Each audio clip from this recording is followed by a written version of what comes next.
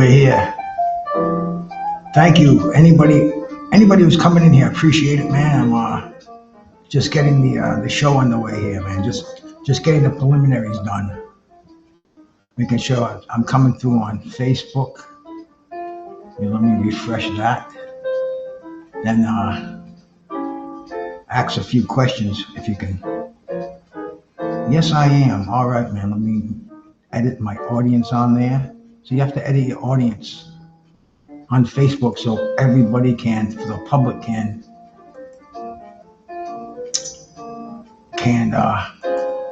comment.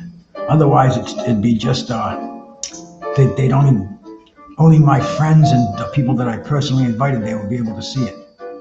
But I'm here on YouTube with the Friday night trivia, something I just started 2 weeks ago. This is the third Friday night.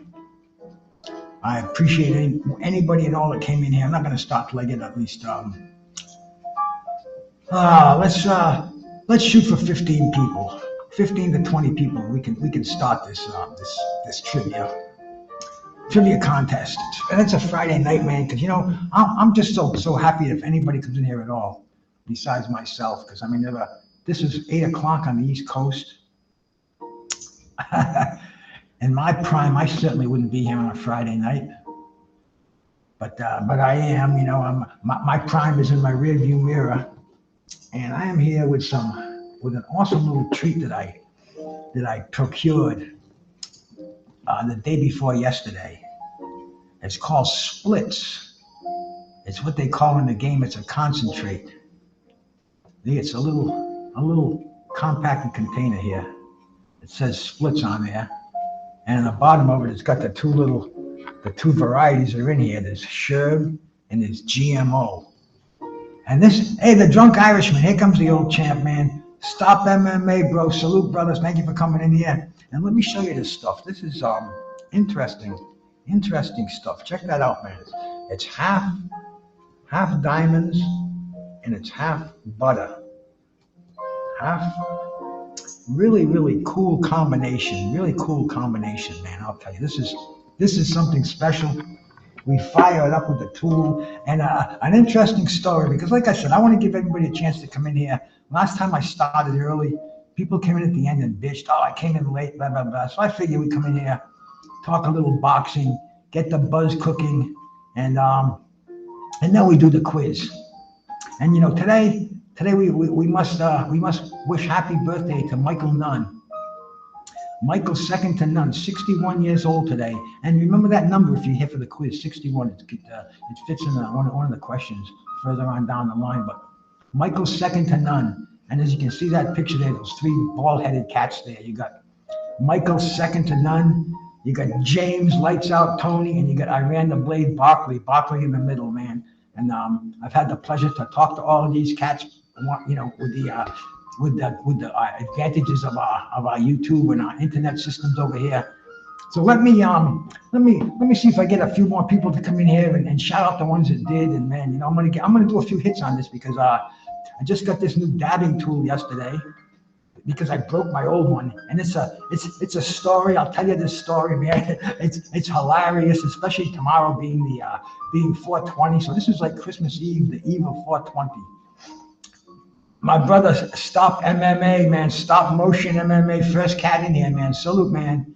Carlos Mendoza, the Drunk Irishman, the first man to win the contest. And I got that stack of magazines packaged up in my old lady's car. And I got to get to the post office because I have to fill out the customs form. It's a hassle. That's why it's easy to do the $25 over Cash App.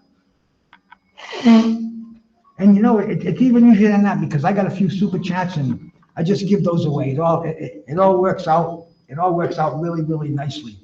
But happy 61st birthday to Michael second to none. And Caesar G, bro. Caesar G, my brother. Thank you, man, for coming by here. Electric Hippo, salute to you, bro. Angel Diaz, one of my biggest supporters out there. I see him on Facebook. I see him on Twitter. And I see him on YouTube. So shout out to Angel Diaz, the Cuban assassin. And the Bud Files, man, always puts out interesting stuff out there, and I see those cats everywhere. But see, this right here, this is an interesting little way to get high. I have to use this propane torch or butane torch. This is probably something like Alonzo would be using at work. Anyway, I heat this glass tool that I have here. Get it real hot. Get it so hot that I could put the mark of the beast on your forehead, and it would be there till the resurrection day. You know what I'm saying? This is hot, hot, hot. We could brand a fatted calf with this sucker. But I'm getting this real, and this is also not for children either, man, and not for shaky old people. You drop this motherfucker, man, you're gonna burn a hole in your couch. You're gonna get third-degree burns on your legs, and damn, you probably lose your stash on top of it all. So you have to be relatively careful to do this. You see, I got that glowing red, and I take that off, put that down. Take that little dish that I have here with the goods in there.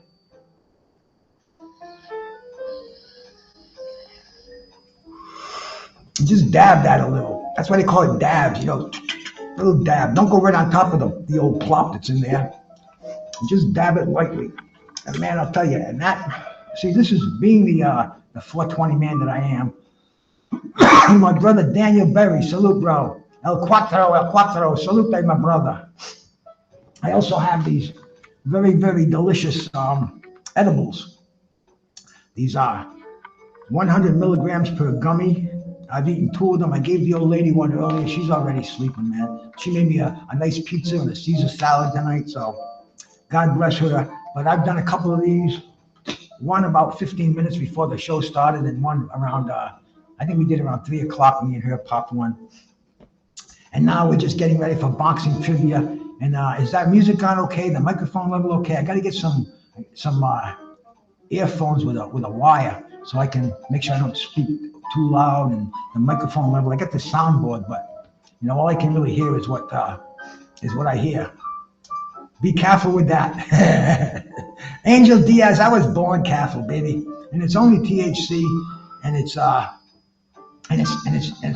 buzz. But the thing about this is, man, like I said, I went and got this tool yesterday because I broke my old one, so I had to go out and find one. And there's a smoke shop up the street. I sent the old lady up there. This is what we bought. And these smoke shops, they got bongs in there. They got $100 glass bongs, and they got all kind of crack pipes and all this crazy shit. And I figured for sure they'd have one of these. They didn't have one. The lady said she'd order one. I said, oh, well, okay, whatever. So anyway, I said, baby, we're gonna go get one. So we got in the car. We took a ride to this head shop in Warren, right on 420 Main Street. And I went in there, man, and it was just full of, they had hundreds of dollars of bongs, thousands of dollars of glass bongs, and all these CBD vapes, no THC or anything like that, but they had all these pipes and little hash pipes. There must have been 50 of them fucking things, all over the place. And I asked the lady, I said, I'm looking for a dabbing tool. They're in every corner. Yeah, but dude, this sucker, this thing right here, I couldn't find it. And she didn't have it. And this woman, she was out of it anyway. She didn't know what was going on. I feel sorry for them. They rented a little storefront in Warren. They're not going to be there long. Nobody buys that CBD shit. They got their whole life savings invested in it. I felt sorry for the poor woman. I think she was Indian, of Indian descent, man. She had a little diamond in her nose and a little small brown lady. I felt bad for her, but couldn't give her any business. So anyway, I said, let's take a ride up to the next state over, Massachusetts. Let's go to the dispensaries in Massachusetts to see what they got, because they got some big dispensaries right over the border. So we go to this one called Solar Therapies, and the place is, the first one was Northeast Alternatives, and the place is packed. I had to wait in line, 10 people in line. There were 3 counters, so they went pretty fast. But I had to wait in line to go talk to somebody, and I went there, and the guy really didn't know what I was talking. I said, man, you sell the concentrates. I said, the dab things, the tool. Pulls out this thing with little spoons on it. And I said, no, not that, the glass. He goes, oh, that's the rig. And this kid's like 25 years old. And then he's looking at me, oh, don't you know any better? That's the rig. Oh, okay, buddy. You got any rigs here? No, I don't have any here. but if you go to this place down in Seekonk Plaza near the Dunkin' Donuts, you got to go down the stairs. They might have them there. I'm saying, okay, whatever. So I go down to the next place, and it's Solar Therapies, another dispensary. And I go in there, and it's the same thing, but this place is dead. They've been there for a while. Their prices are high. The new place down the street is blowing them out of the water. I even said to the guy when I walked in, I said, man, the place down the street is packed. What's up? He goes, they can keep their money down there. We don't like those people. I'm like, you don't like those people? Money is money, buddy. He goes, He goes, we had a girl who worked here. She's quit up. She's working down there, and now she wants to come back here. And I'm saying in my head, yeah, because down there they got her running their ass off. Up here you're doing nothing. She probably can sit around with her headphones on and listen to the Grateful Dead while sampling your product. But anyway, he doesn't have them, but he gives me the card. And he says the same thing. He says, go down to this place, Leviathan Glass, and they'll give you 10% off. And I'm like, I went outside. I said, baby, let's go to Leviathan Glass. It's down the street near Dunkin' Donuts. So we go down there and we find the Dunkin' Donuts, and it's down. We got to walk down these stairs. Oh man, it must have been like 2 flights of stairs. And this guy's got this store, and he's got all the glass bombs in there too. Once again, I saw so many glass bombs yesterday. This guy's got the fucking hookahs, and he's got the double bowl. He's got everything in there. And he's got everything's under lock and key. He's got the key in his hand, the padlock. But he's down this whole line. It's almost like I woke him up in his apartment. And he's anyway, I said, no, I don't want one of those, man. I'm looking for the dabbling, the thing. Anyway, he had one behind the counter. He had like 3 of them. They were $10. And I'm like, beautiful. So I'm talking to the guy, and I'm saying, man, too bad you don't sell weed here. You got everything else. And he goes, you got to be a millionaire to do that. And so, we're talking, and he says, where'd you get the concentrate? You're smoking with that. He goes, you get it at Solar? I said, no, I got it through the mail, through the internet. He goes, really? And I said, yeah. And anyway, I said, well, let's see your keyboard here. So I pulled up the site, and I showed it to him. I said, yeah, 2 days they delivered to my house. They delivered like 6 times. It's like so legit, too legit to quit. He's like, really, man? Wow. And he's gone through it. And then he says, hey, if I just met this guy 10 minutes ago. And he says, hey, if you ever can't find any on there, I'll sell you ounces for $100. And I'm like, all right, buddy.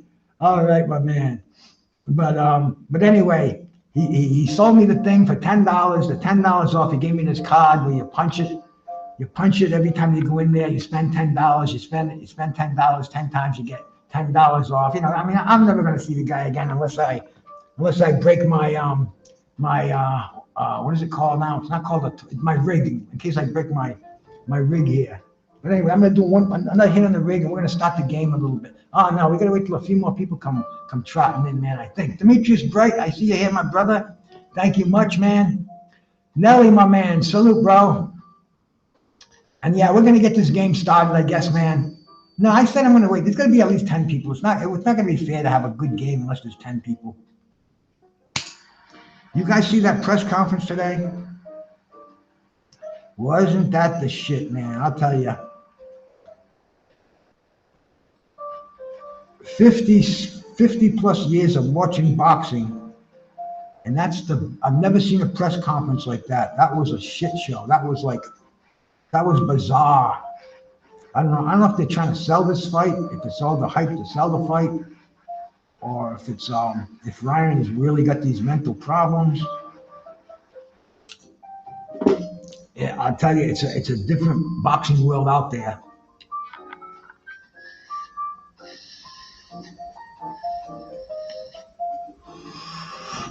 Oh man, this concentrate is so sweet too. See, I mixed the two flavors in the container they sent me, because you get 3.5 grams of this concentrate, 2 different flavors. One is the diamonds and one is the butter, and mix them together. It's a 90% concentrate, clean, high indica too, because you got about a dozen varieties you can pick on there. So there was some very appetizing choices on there, man, and just a treat, I need some more water too. But this stage of life, man, I just want to kick back in my comfortable chair, watch boxing, and smoke some good weed. and play some games. I gotta go get some fresh water over here, fresh cold water. I'll be right back. Please bear with me. Please bear with me.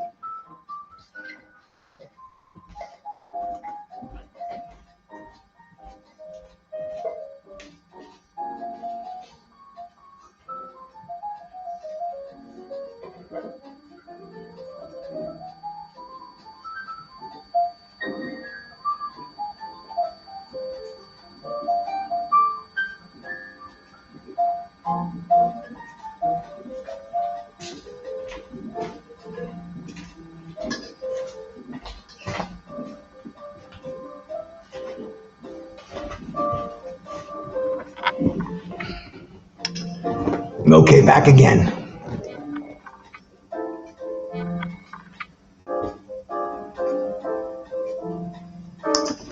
Ryan definitely looked weird today. In fact, that whole card is,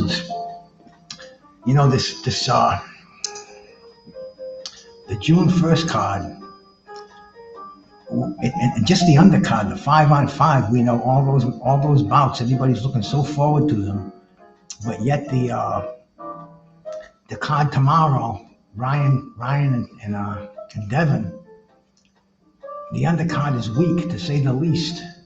The names on there, you got to be a hardcore fan to know these cats that are fighting on there tomorrow.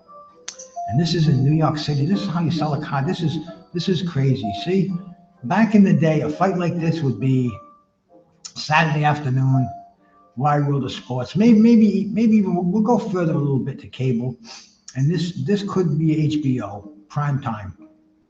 But aside from that, charging the price on this, if you don't have the zone, it's $79.99. That's $80 to see this fight. I don't know about you, man, but I ain't gonna pay $80 to see a fight. The last time we saw Ryan, he quit. He quit before. He couldn't wait for that referee to hit that 10 count. He got up as soon as he hit the 10 count, and the fight was over. And now this guy wants us to pay premium pay-per-view. Not me, but he wants you to pay premium pay-per-view dollars to see him fight. Is he out of his mind? The card sucks.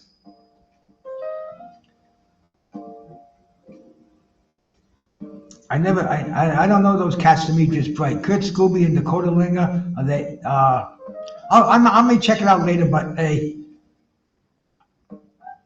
I guess the boxing's on every night. If it's New York, man, New York, they should. The difference in fights in New York is just amazing. Where they would have thousands of fights in New York State, where they have a dozen fights in New York State now. But there's just so much going on in boxing.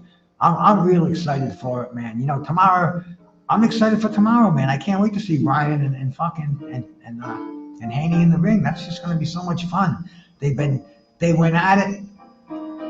That was no slap in the face. It was more like a push, a little high in the face, kind of almost a slap, not quite a slap, more like I didn't want to call it a bitch slap.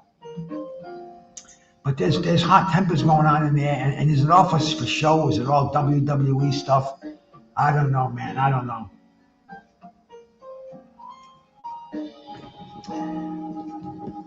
But Derevchenko is on the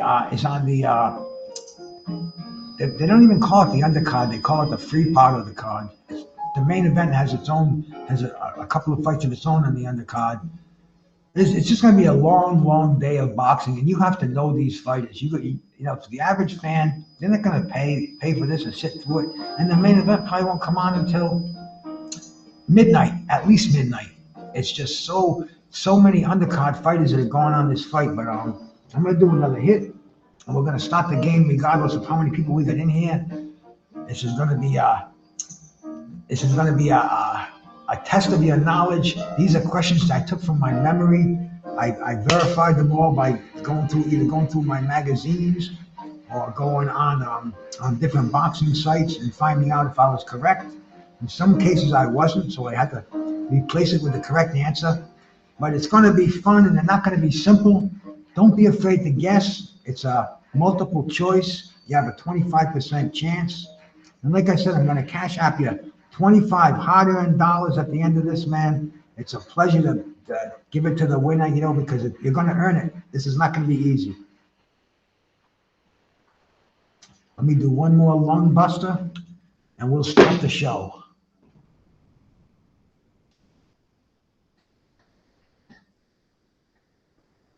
He was like way out there. Nothing like that. Smoking that weed in the 70s. You could smoke joints and, you know, you drive a car and be smoking a joint. You don't want to be doing this stuff and get behind the wheel. This is in a whole different category, and it's 100% legal. We're going to vote here in Florida. Yeah, if it's a legal vote, it'll pass, Angel, guaranteed. There he is, my brother De Niro. Salute, bro. Salute, man. I haven't started yet. I've been waiting for you to come in, brother. We've been waiting a little bit, you know. Get a few people in here, make it a fair and even contest, and see where we go from there. Let me refresh my stream and see how many people I got in here. See if I got enough to start. Oh God, I got 4 people. Woo-hoo. Well, what are you gonna say? It's a Friday night, and is it Friday? Yeah, it's Friday. And man, you know, like I said earlier, I certainly wouldn't be hanging in front of YouTube back in the day when I was young and virile on a Friday night. Friday night was the best night of the week because you could sleep all through Saturday. It didn't matter. Even Saturday too, but Friday was just something different. Letting out that steam. Everybody was crazy in the bar rooms, man. It was good times. Bars like that don't even exist anymore. I guess it's all changed. It's all this is where it's at now. But anyway, appreciate all you cats coming in here, and let's start the game. Let's see what happens, man. Let me get that screen a little larger there, man. There we go, man. There we go. And we'll start the game in 2 minutes. We'll have the countdown. We're having get your thinking caps on. We're gonna go back into boxing history, and this is a trivia game, man. This is where we show how much we retain. See, right now I retain nothing, but stuff back in the day, I remember all that shit. I mean, today I already can't remember the guy who Derevchenko was fighting. I can't remember his name, and he's a veteran. I have to think about it before the show's over. I'll think of it, man. But it's weird how the brain works as we progress in life, you know. But we're getting, you know, like I said earlier, I have 50 questions that I thought up. It didn't take me long to do it either, because it's funny. You sit there and you just think of a boxer. You know, for instance, you think of Evander Holyfield and say, okay, Evander Holyfield. Okay, what was the Olympian's name who Evander Holyfield knocked out when he didn't get the gold medal, when he had to settle for a bronze, or was it silver? I don't remember. But the and the guy's name was Kevin Barry, and I put his name down, and I think of 3 other names, and boom, there's a question. And then I go on from there, and I do it. Yes, you can, Gary, my man. Salute, man.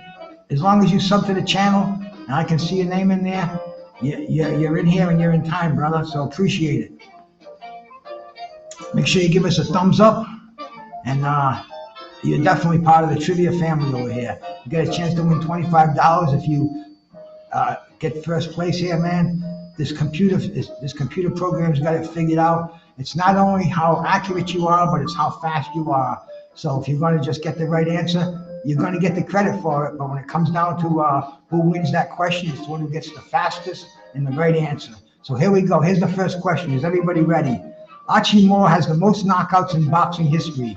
How many knockouts? Press 1 for 161. Press 2 for 140. Press 3 for 132. And press 4 for 129. That's the number of knockouts the great Archie Moore has. Put those. Hey, my buddy Joe's in here, man. Saluto, Joe. And the winning answer is, man, you can see how calculating. It's going to be calculating in the drawing room, computing all your answers, generating it too. And let's see what we got here, man. You get your answers in before the question's over. And the winning, 34% of you got it with 132, and that was the Drunk Irishman. Joe and Gary, 129. And that was it, man. 132 knockouts. Archie Moore, the most knockouts in boxing history. Get ready for question number 2. Coming up. And if you notice the backgrounds I got here too, this is something new that I just figured out how to do. I've been playing this game for a little bit. And here we go. Who did Ray Boom Boom Mancini beat to win the WBA lightweight title? I believe that was in 1980. Did he beat Livingston Bramble? That's 1. Press 2 for Jose Luis Ramirez. Press 3 for Dooku Kim. And press 4 for Arturo Frias. This is the fighter that Ray Boom Boom Mancini won the WBA lightweight title from. I see numbers going up in there, man. Time to calculate the winning answers, man. You got to be fast around here. I cut that time down like Carlos told me to. And here we go, man. We're computing the answers. And the winning answer is, and I saw this fight, it was a 1-round knockout, a devastating fight. If you've never seen it, check it out, man. It was Arturo Frias. Joe got in there under the wire, just in front of the Drunk Irishman. You two guys go neck and neck, bro. You did it last time. You're probably going to do it again. Getting ready for question number 3. And another several seconds. Take a nice glass of water and clear the brain. Clear the brain just a second. How many attempts did Harry Coetzee get till he won the WBA heavyweight title? How many attempts at the heavyweight championship did Harry Coetzee have till he finally won the title? 1, he got it on his first attempt. 2, 4, 3, or 4, 2. That's the popular South African Harry Coetzee, who knocked out Michael Dokes to win the WBA heavyweight title. What attempt was that? Anybody remember Harry Coetzee? I love the guy, bro. Passed away with throat cancer not long ago. He was my age too, man. So you remember cats like that. The winning answer is Joe got it, 34%, followed by Angel. Angel Diaz, man. 34% said that it was 4, and 34% also said it was 2. But hey, man, it was his 3rd attempt. The first one was against John Tate. The second one was against Mike Weaver, and the 3rd one was the charm against Michael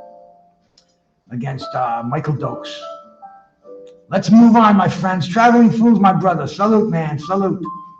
Jeff Fenech became a world champion in his pro fight. Was it his 8th pro fight, his 7th pro fight, his 13th pro fight, or his 10th pro fight?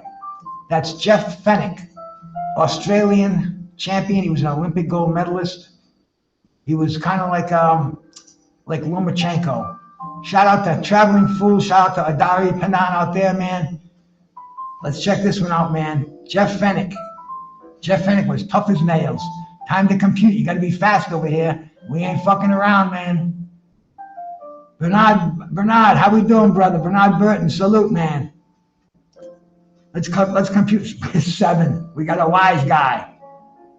All right, man. 100% got this one right, man. 100% got this one right.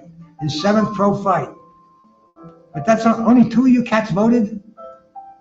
Man, I don't know. I guess so. But I have nothing to do with the voting. It's non-tabulated. This is not a Joe Biden, Donald Trump race-off over here, man. No fixed ballots. Nick Hammer, my brother. Salute, man. Salute, man. Yeah, I heard that. I didn't even know that the zone card was on till a little bit ago. But we'll get this over with, man. Who is the current IBO heavyweight champion? 1 for Tyson Fury, 2 for Alexander Usyk, 3 for Michael Hunter, or 4 for Artem Solasnov. And that's the IBO heavyweight title. That's probably the number 5 on the ladder, the IBO title. Gary, you got to put the number in there. The name doesn't count. So hurry up, put the number in there quick before the cut. I don't know if you can get it in there yet now. The winning number is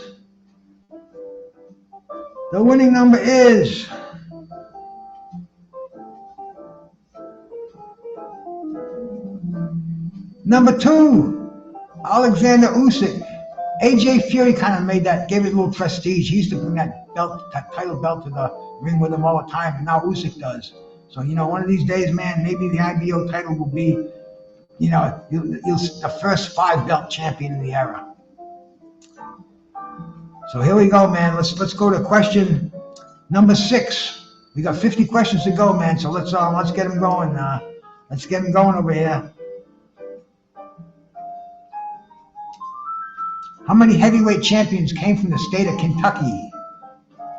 1 for 5, 2 for 4, 3 for 3, or 4 for 1? That's the state of Kentucky. It came from Louisville, Kentucky. Even more specific.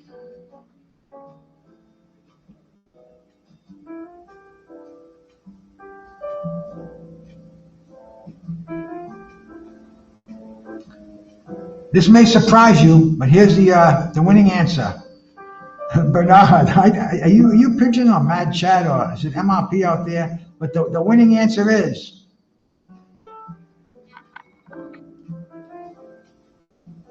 because one of these guys. In fact, the next question will kind of keep us on our toes here. But the winning answer is 2. There are four heavyweight champions came from Kentucky. Came from Louisville, Kentucky. Stop MMA, salute, bro. You got the just before De Niro, but hey, it's still wide open. We'll wait. Every 10 points, we'll check out the winning stand over here. But speaking of Kentucky, let's go back here, man. Let's ask a little bit about this. Which of these heavyweight champions was not from Kentucky? 1, Marvin Hart. 2, Jimmy Ellis. 3, James J. Corbett. Or 4, Greg Page. Which one was not from Kentucky?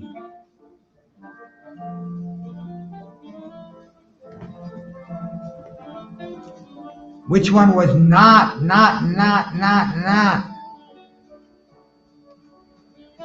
I can't take that kind of a guess. Stop. Out of the 4 names I put down there, 3 were from Louisville, Kentucky. All 4 are heavyweight champions. Which one was not? 1, 2, 3, or 4? 1 for Hart, 2 for Ellis, 3 for Colbert, 4 for Page. James J. Colbert. Joe got that one. Followed by the drunk Irishman. Marvin Hart fooled a lot of people. They didn't think Marvin Hart was, but you cats are way smarter than that. So let's get ready for question number 8 coming up, man. Coming right up on us. I think this is pretty crowded on top too. Everybody seems to be getting a pretty good, pretty decent answer here. I thought they'd show more of the guys who got it correctly in here, but Wilbert Johnson. Remember Wilbert Johnson on Tuesday Night Fights? What was his nickname? Was it the Weasel? Was it the Vampire? Was it the Grave Digger? Or was it Sleep? Wilbert Johnson. I don't want to tell you what he used to walk to the ring. Anyway, Wilbert Johnson. What was his nickname? Take your guess.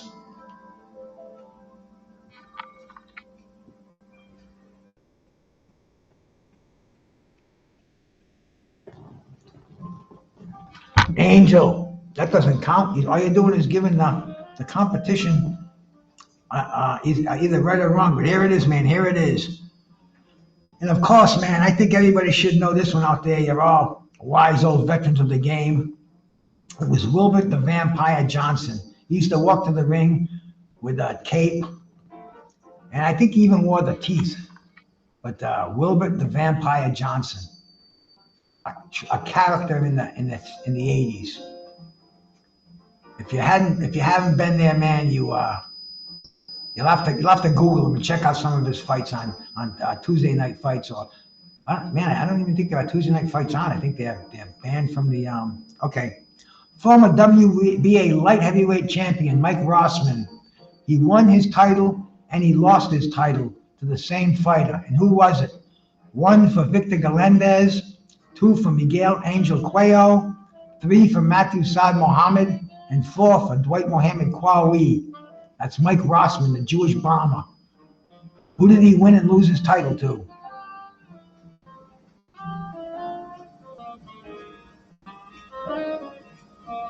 Here we go, man. You got to be fast around here. You got to be fast.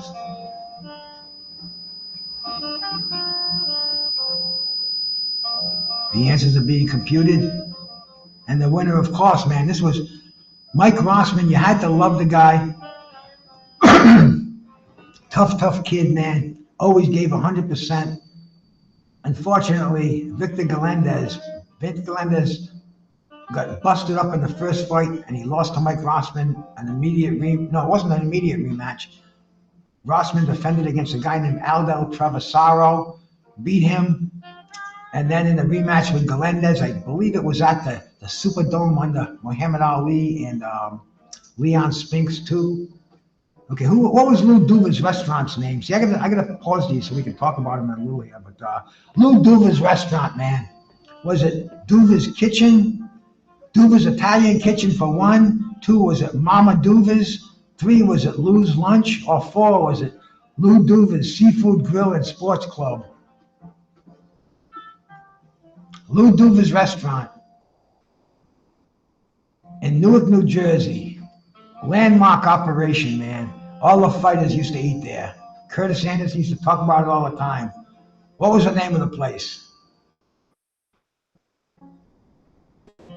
Was it Duva's Italian Kitchen, Mama Duva's Lou's Lunch, or Lou Duva's Sports Grill and Sports Bar and Grill? Traveling Fools got that one right in first, man. 43% of you got that one right, man. Between that and Duva's Italian Kitchen, but yeah, it was Lou Duva's Seafood Grill and Sports Club, Newark, New Jersey. Check it out, man. It's not there anymore, but there's an old story of Lou Duva, and but I didn't want to do that. I wanted to just pause the game for a second. There we go. Yeah. There's an old story about Evander Holyfield fighting Bobby Ches. Bobby Ches, another cat we had in the show here. And Bobby Ches fought Evander Holyfield, who was managed by Lou Duva. And Bobby Ches quit the fight. The fight was stopped because Bobby couldn't see anymore. And Bobby said that Lou Duva put some of that hot sauce from the restaurant on his gloves. But Lou Duva was known to make the best sauce. When we had Vinny Paz on the phone, we had him on the show, man. We asked, he didn't like Lou Duva. He couldn't stand Lou Duva. I said, but Vinny, how was Lou Duva's gravy? That's what the paisans, they call it gravy. He said, Lou made the best gravy. He was a fucking asshole, but he made the best gravy. But anyway, man, who was Lou Duva's first world champion? That's the next question. Let's resume the game, man. Was it Rocky Lockridge? 1. Was it Johnny Bumpus? 2. Was it Joey DiGardello? 3. Or was it Dick Tiger? 4. And this question was up here a little bit longer than we wanted it to be. So if you're a cheat, you want to Google it, you could have done that. But I know you cats don't do that. I know you're honest, highly respectable boxing fans with a wealth of knowledge. Lou Duva's first world champion, man. Who was it? I gotta say, it's all the fights I've seen, this one I haven't seen. Anyway, the drum roll. And the winning answer is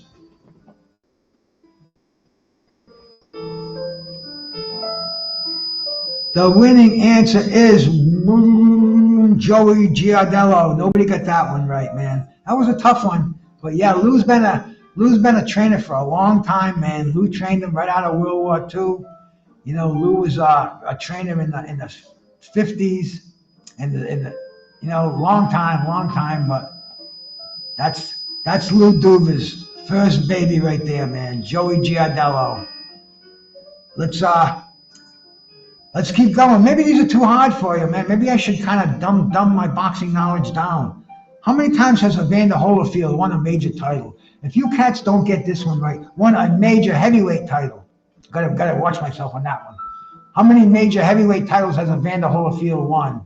Has he won it 6 times for 1? Has he won it 5 times for 2? Has he won it 4 times for 3? Or has he won it 3 times? That's number 4. Evander Holyfield, how many times has he won a major heavyweight title? We're not going to count the IBO title or the WBF or whatever fucking title it was with Franz Botois. But how many legitimate heavyweight titles has Evander Holyfield won? Press the right answer. Win the money. We could do this all night long, baby. Let's go. We're only at question number 12, so nobody got it. Come on. Come on, you guys. You guys, come on. Evander Holyfield, 4-time heavyweight champ, man. Jesus Christ. All right. I'm going to do a hit. Pause this game.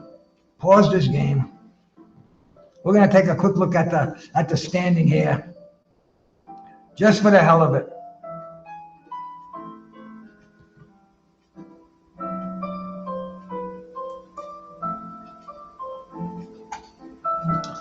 We got Joe in first place. 7 correct votes, man. The drunk Irishman's got 7 correct votes, but Joe's got that fast finger. De Niro's got 7 correct wins too, man. All you guys are fast. Traveling fools. Angel Diaz is right behind him with 5. See, you guys are hitting it right, but like I said earlier, you got to be fast. You got to be fast, and you got to be right.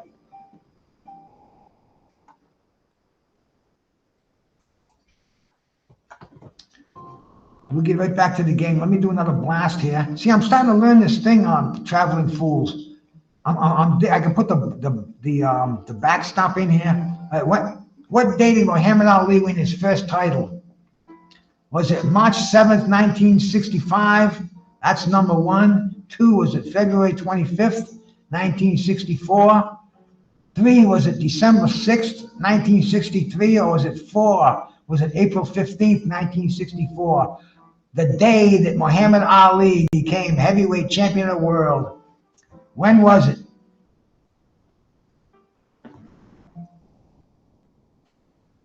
We're calculating. Well, see, it's calculating on my end. I think I'm like 3 seconds ahead of you on maybe 4 or 5. I don't know. I'll figure it out one of these. My computer guy's coming down this week for sure. I got him a vape. I ordered him a vape, so he gave him a little more incentive, so he'll be here. But anyway, the exact day that Muhammad Ali won his heavyweight title on, and see, you could guess with this one. All you had to kind of know is the year, and I remember the day because I got fired from one of my jobs. They caught me shooting dope in the bathroom. But it was February 25th. 1964. Muhammad Ali Joe got him first, man. That's the whole thing, man. How many sons did George Foreman have named George? You know, George likes to have named his kids George. Does he have 7? That's 1. Does he have 6? That's 2. Does he have 3? That's number 5. Number 3 for 5 kids and 4 for 4 kids. How many kids are named George from George Foreman? 7, 6, 5, or 4. And there's your choices out there, man. If you know anything about George Foreman, this is kind of an easy one too. Take that guess. Okay, you're gonna calculate them up there.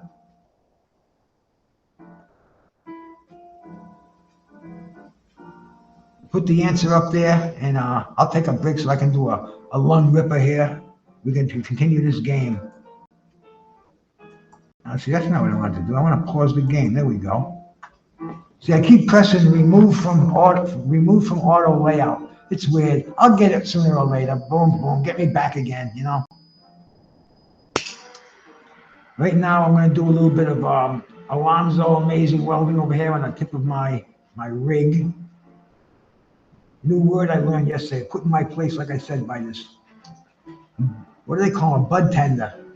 The guy was behind the counter selling these fucking 3.5 gram jars to people at 4 or 5 at a time. And telling the old lady, this one's for the pain, this one's for the migraines, and she puts $2 in his tip jar.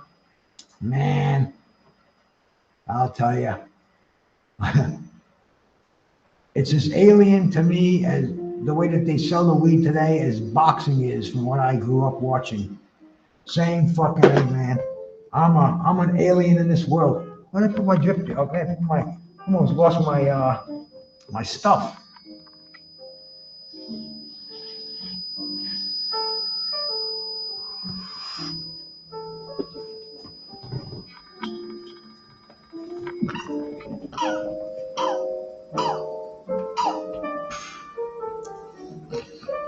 What a concentrate. Okay, I'm on another plateau. Joe got that one right. Joe with those fast fingers, man. Let's resume this game. Joe is not only knows things, but he's very ambidextrous. Who knows what he's doing with one hand and he's on that keyboard with the other. Or maybe he's got the voice control shit going on. But man, keep voting, man. We're gonna check it out at the end. And like I said earlier, the winner gets $25, man. $25 Cash App. No questions asked. IRS knows nothing. You know, I just got monetized on YouTube, and they want to know. Here we go. Fine. What fighter did Henry Armstrong not win a title from? 3-division world champion. 1 for Petey Sharon, 2 for Lou Ambers, 3 for Seferino Garcia, or 4 for Bonnie Ross. Which one of these fighters did Henry Armstrong not win a world title from? And this is a man who walked around with 3 world titles around his waist at the same time, unheard of in today's boxing. I see all the right answers out there. See, that's why I got to get these hard questions, because you guys get these simple ones just so easily, man. It's going to be like 100% on this one, I can almost tell. And who was the first one who got it right? Joe. No, I guess it kind of went all over the place.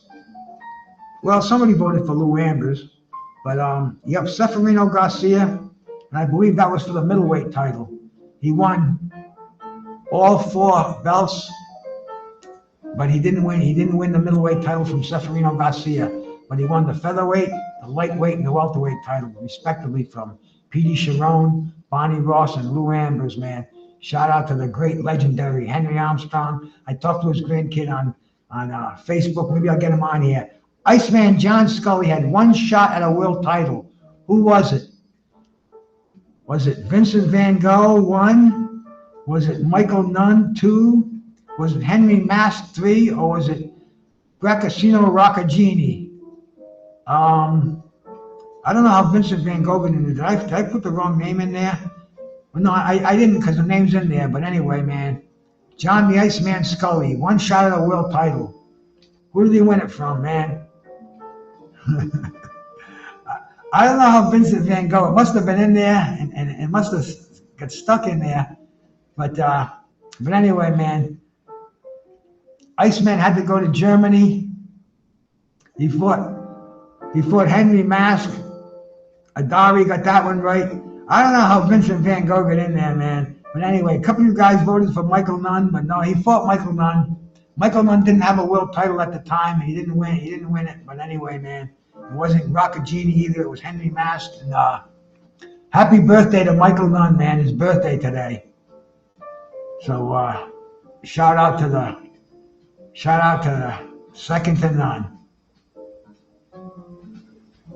Which heavyweight champ won his title on a foul? You guys are all going to get this one too. That's why these simple ones, man, I got to save them for a different level. Was it Primo Carnera? Was it Max Schmeling? Primo's number 1, Max Schmeling number 2, Jack Sharkey number 3, or Chris Bird number 4? The fighter who won the heavyweight champion who won his title on a foul.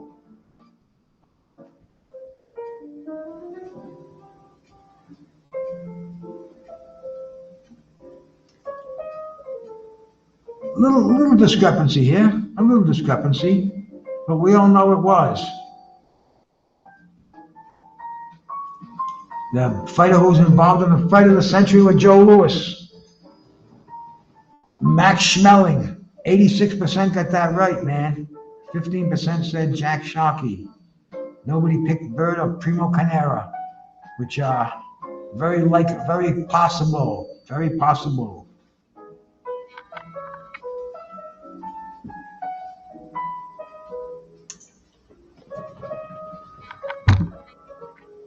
Let's get ready for the next one, man, coming up in just a few seconds.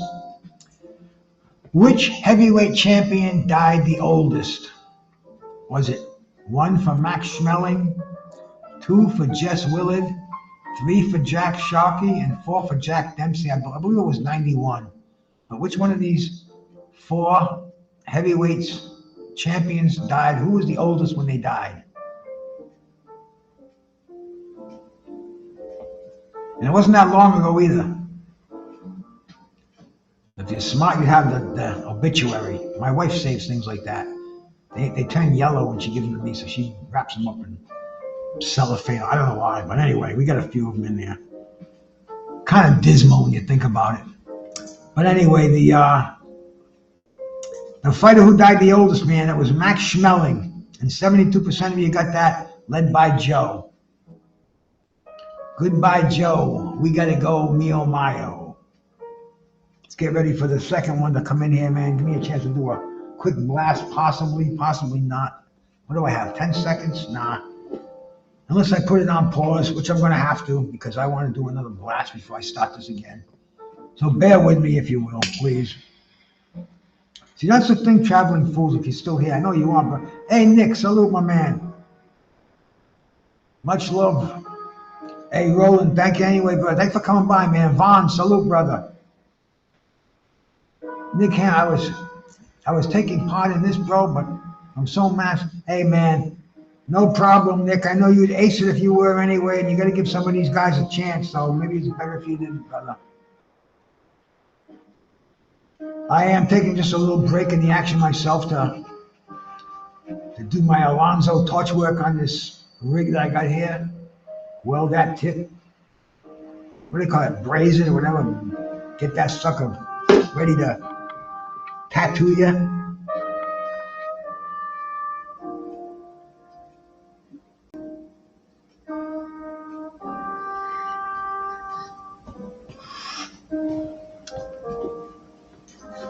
What a flavor that has, man. And you know these things are the real. You know they're not chemically. You know there's no additives or anything in there because you can just taste the pure, the terpenes. I don't know what they call them, but it's just a sweet, not sickly sweet, but pleasantly sweet. I don't know what word I could use to describe it. That I could use to describe it on here anyway. But it's yum yum. Anyway, let's resume this game, man. It was Max Schmeling. We'll get to the next question. I should get going. We're only at question number 19 coming up now, man. Maybe I either should move faster or slower. Hey, I'm having a good time over here. Larry Holmes' last shot at a major title win was. His last shot at winning a major title, was it 1, was it Ray Mercer? 2, was it Oliver McCall? 3, was it Mike Tyson? Or 4, was it Evander Holyfield? And this is the WBA, WBC, IBF, or WBO. These are major titles right there. So which one did Larry Holmes have his last shot at?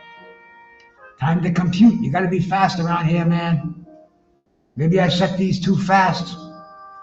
I see a lot of answers out there, man. I guess you guys know what you're doing, man. You know your shit. The Drunk Irishman. Oh, no. It's hard to believe that anybody got this one wrong. But no, things can happen, bro. Things can happen. And here's the winning answer. According to this, Joe was the first one. And we're going to see how this computer, according to YouTube, Joe was the first answer on my chat. And according to the computing answers, and it's taken a while to spin around too, all those little fucking things, but Oliver McCall, and Joe was the first one. Yep. When Tommy Morrison beat George Foreman, what vacant title was on the line? When Tommy Morrison beat George Foreman, Was it the WBO heavyweight title? Was it the WBC heavyweight title? Was it the WBA heavyweight title? Or was it the IBF heavyweight title? What title was on the line when Tommy Morrison beat George Foreman? What vacant title?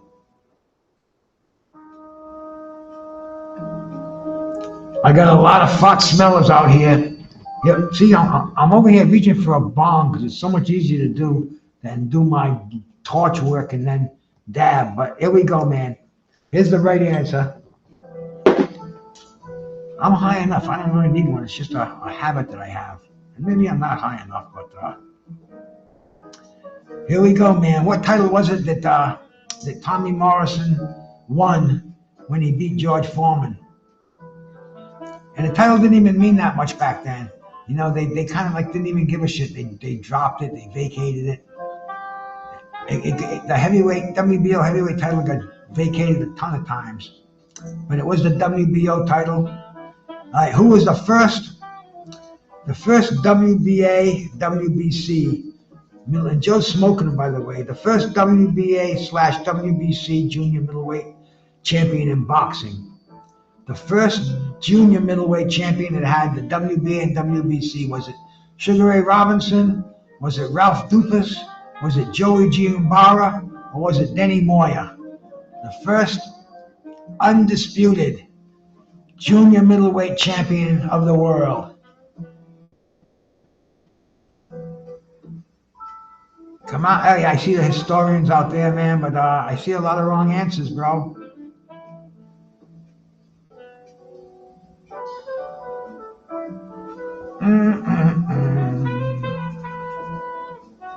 This is kind of a hard one, but not really if you go in the Ring Magazine records. But it's Denny Moyer. Denny Moyer won the first belt. Anyway, Denny Moyer was the first junior middleweight WBA and WBC champion back in the early 60s. Who was known as the Black Hulan? The Black Hulan. Who was known as the Black Hulan? Was it Nigel Benn? 1. 2, was it Max Schmeling? 3, was it Jeff Sims? Or 4, was it James Broad? Who was known as the Black Hulan?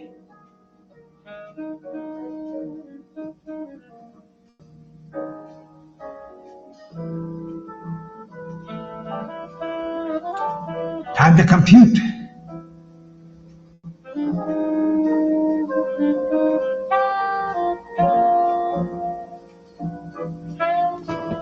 And the Black Hulan was a white guy.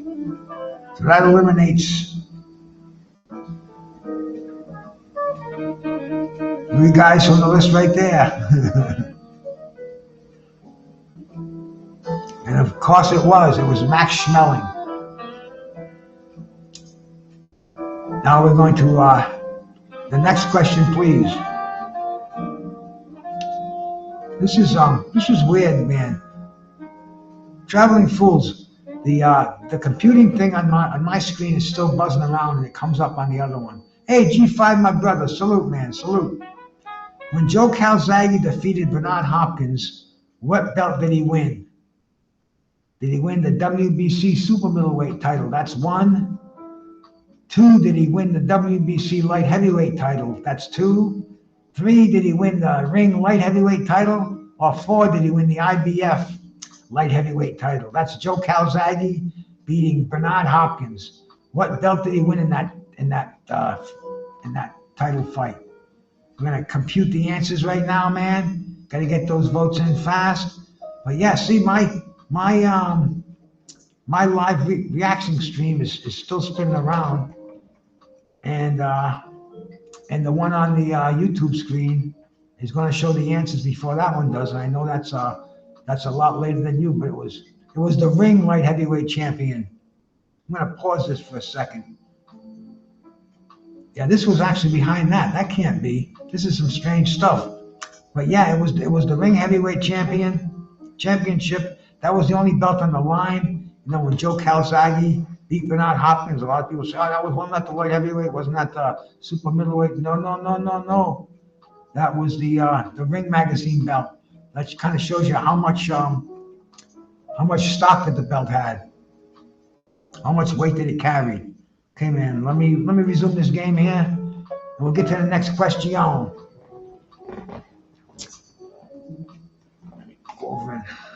We are at question number 23. At question 25, we'll pause because that's the halfway mark, and we'll take a look at the scoreboards. See how all you cats are doing out there. G5, good to see you in here, my brother.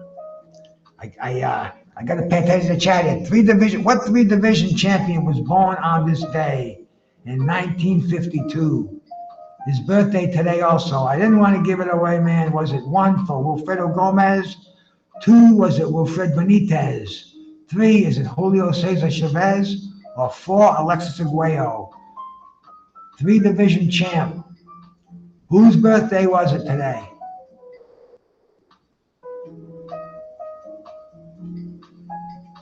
I see the votes coming in.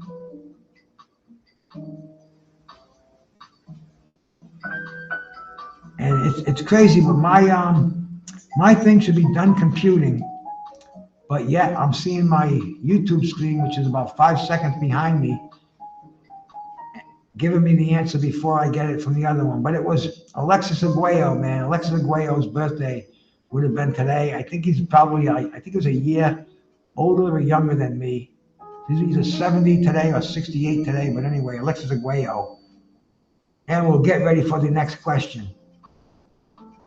Yeah, something's wrong with their computer system. Not wrong with it because it's coming out on YouTube, but not coming out there. Okay, Don King and Bob Arum, how old are they both?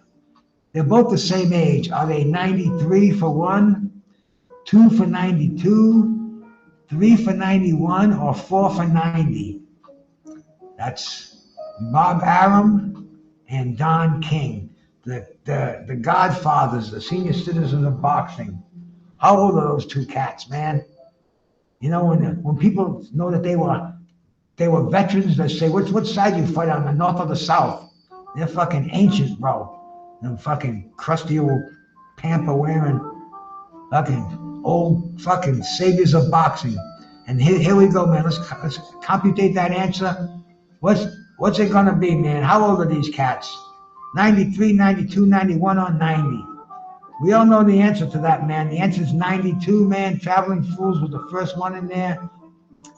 Most of you cats got that one. De Niro, 91, 92 at that age. What's the fucking difference, really? Well, let's get to the next question here, man. Like I said, this is the 25th question. We'll take a little short break after this one. We can have a drink of water, take a piss if you have to, have a smoke, whatever it may be. But next question. Julio Cesar Chavez first lost his WBC super lightweight title to, was it Pernell Whitaker? His super lightweight title, the first time he lost it. Was it Pernell Whitaker? Was it Oscar De La Hoya? 2, 3, was it Meldrick Taylor? Or 4, was it Frankie Randall?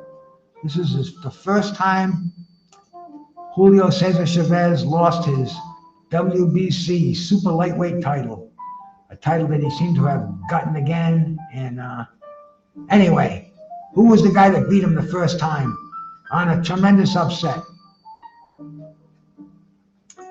I see a lot of right answers going up there, close to right answers. They used to call this guy the surgeon, and he wasn't a fish either. Well, that was question 26 already. I gotta put the pause on after this one, man. But there you can see it, man. It was Frankie Randall. I watched that fight. It was an unbelievable upset. Don King was there with Chavez, and this is just after the Pernell Whitaker fight.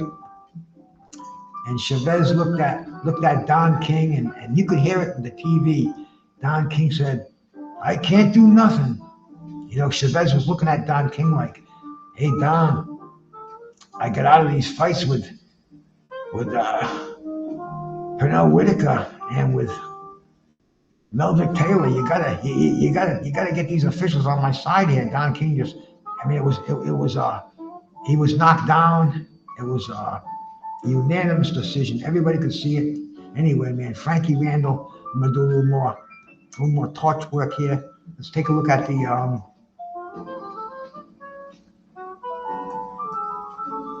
open leaderboard. No, that's not what I want here, man. I've got, looks like Joe is the,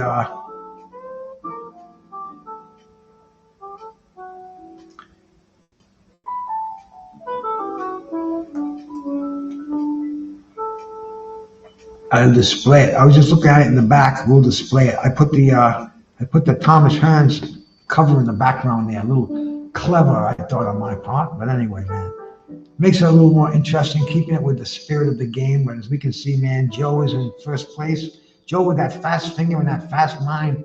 That's a deadly combination, man. That's a deadly combination. Joe won last week. He gave his $25 to Terrible Tim Witherspoon, who was very, very happy. The next night, man, me and Tim are online. Tim, we talked to Razor Ruddock. I just put the conversation, because it was a 5-hour show. So I put the conversation up. I figured out how to do it. I didn't have a clue, but now I'm learning that stuff daily. So now I know how to take things out of my long shows, or anybody's long shows, and make a little 5-minute or 10-minute video out of them. And watch out, man. Watch out. There we go, man. Got this hot as a whole house on a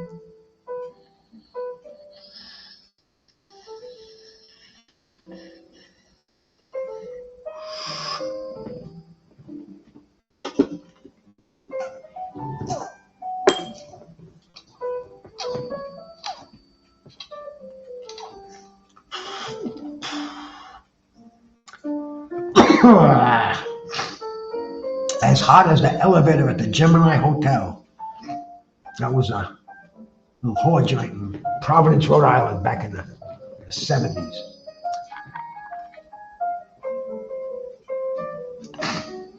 That's what they used to say with how hot was it? How hot was it?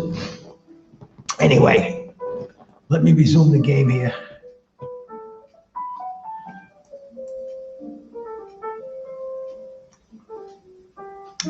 We are starting off with question number 27 into the second half.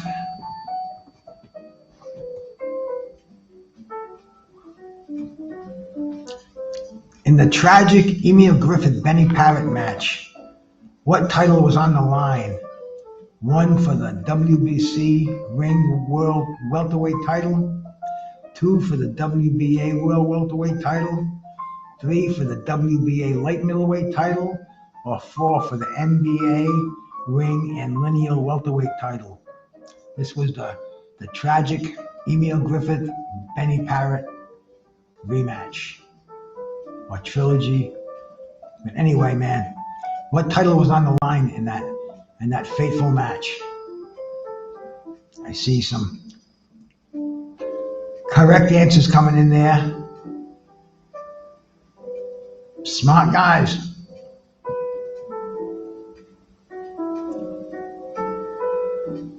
And of course, man, you cats got it right. The Lineal, the Ring, and the NBA middleweight title, welterweight title. Sorry about that. But anyway, man, let's get ready for the next question. And the next question is, what boxer was nicknamed Six Heads? Was it Thomas Molinares? Was it Carlos Quintana? Was it Andrew Lewis? Or was it Aaron Davis? They call this cat Six Heads.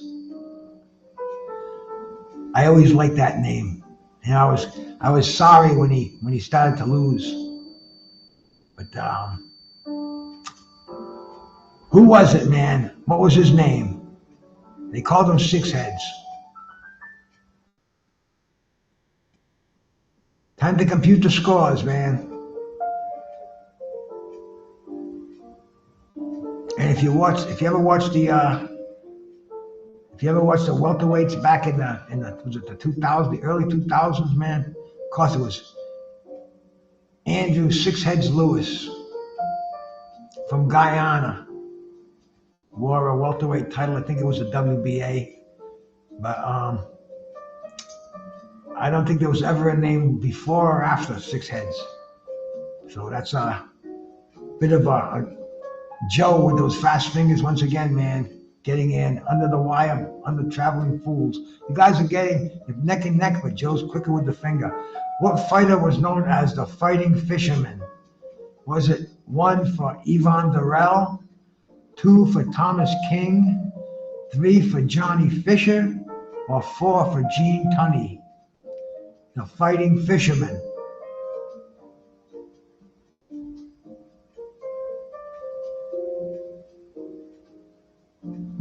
We're all over the place here. We go to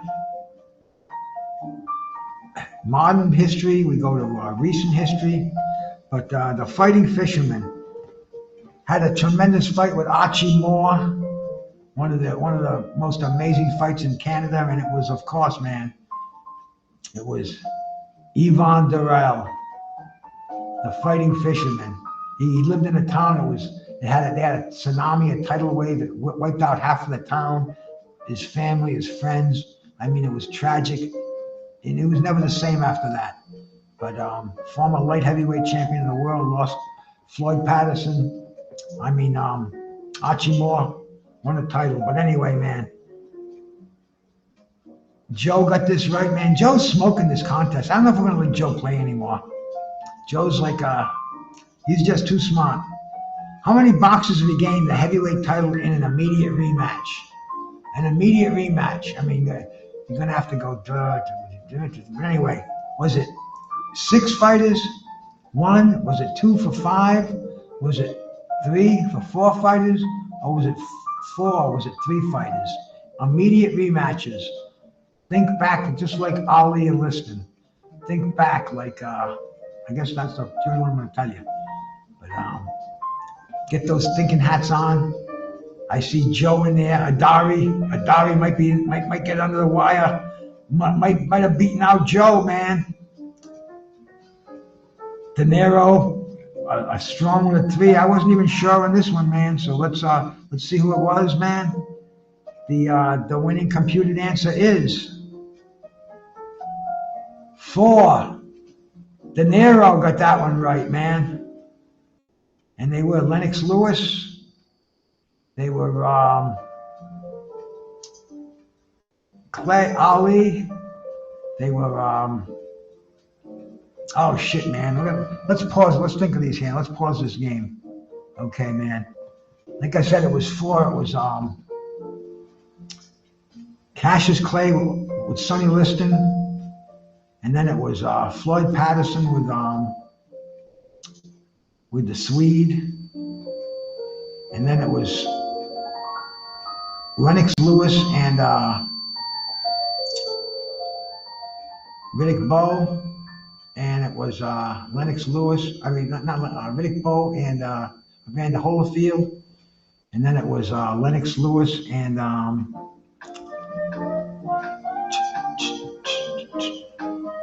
Lennox Lewis did it twice. So I guess there were boxes. See, it's not how many times, it's how many boxes. So see, you got to read the questions too. But anyway, if there were any discrepancies there, if it's how many times, it would be 5, but nobody guessed that one with 3. But anyway, we got him in there. We're all smart guys. Anthony Joshua too, man. That's right, Joshua. So man, I guess I was wrong too. I'm gonna have to re-look that one up. I'm gonna have to ask Google that one. As a matter of fact, I think I had to look this one up. This was a hard one. Not a hard one, but just had a lot of things in there. But anyway, we'll resume the game. And here we go. we'll throw it out if it comes down to it. Who was the first undisputed in the four belt era? Was it Josh Taylor for 1, 2 for Jermaine Taylor, 3 for Bud Crawford, or 4 for Bernard Hopkins? The first undisputed in the four belt era, which we go every time we hear it anyway. But which one was it, man? Which one?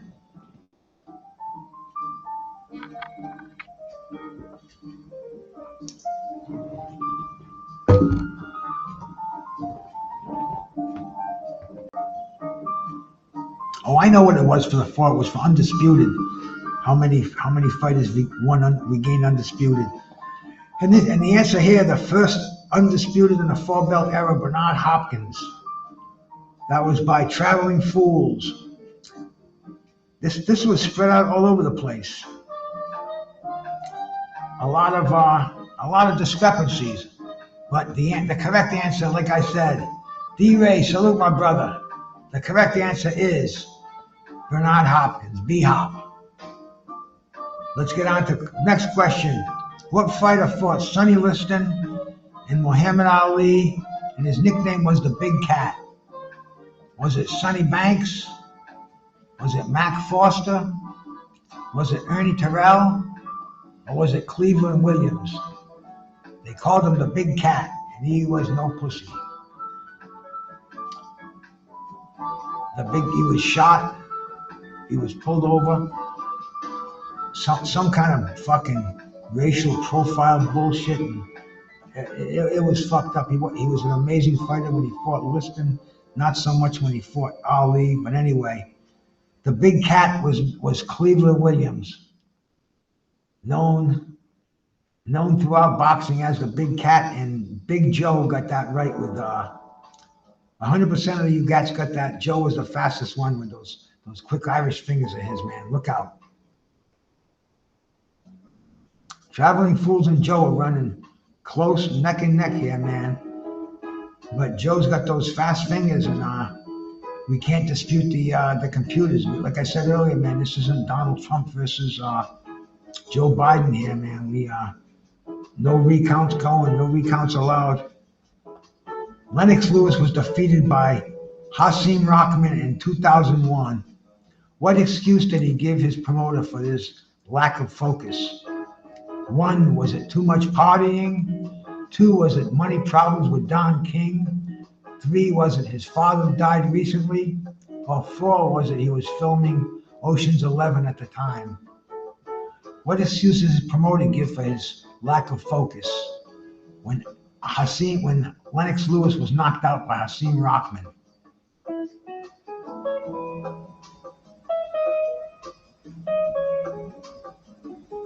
What was the excuse?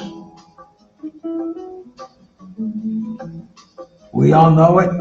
He was filming Ocean's 11 at the time. Joe got that, man.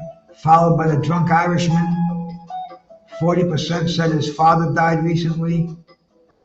And we got some smart guys out there, man. Keep it moving. Keep the contest moving, man. Remember, tomorrow night we got a great fight coming on. So if you're out there and about, make sure you stop in here. Give me a look-see. I'll be calling it.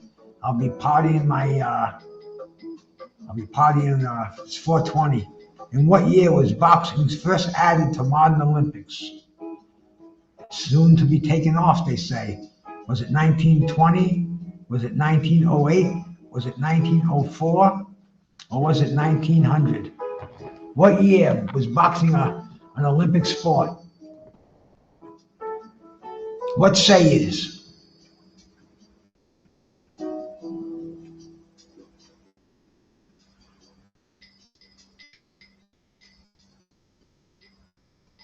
The computations tell us.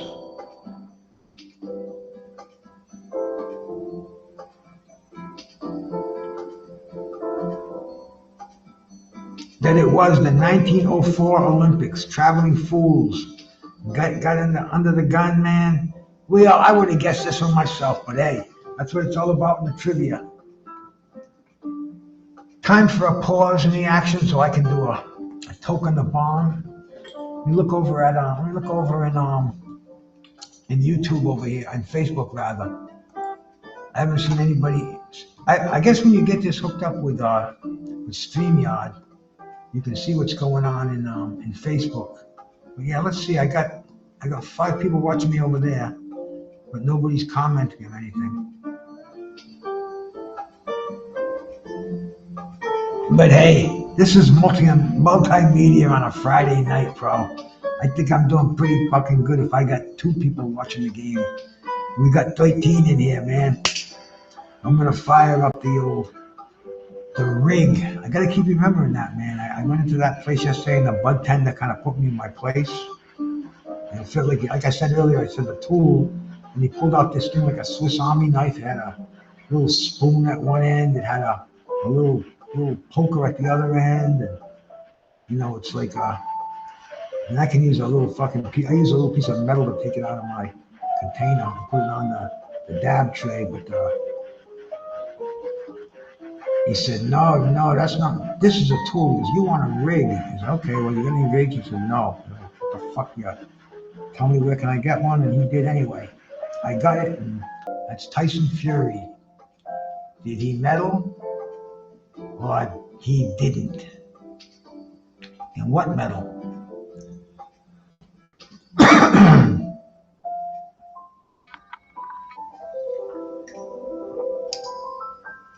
Now we're computing, man. Got to get him in there fast.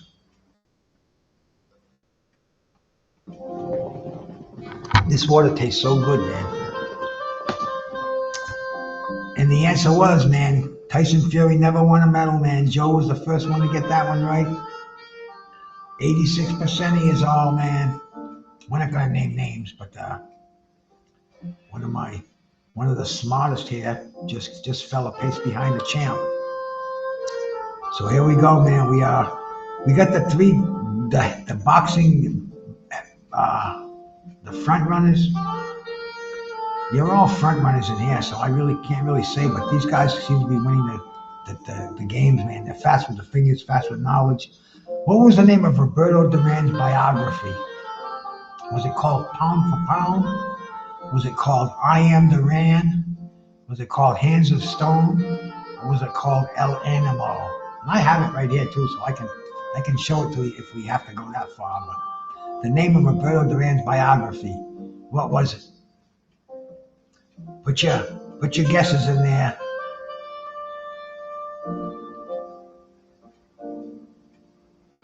I don't see anybody with the right answer. In fact, you know what I'm gonna do, man? I'm gonna have to pause this game.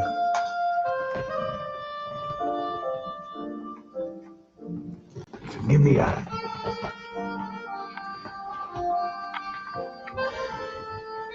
keep this authentic.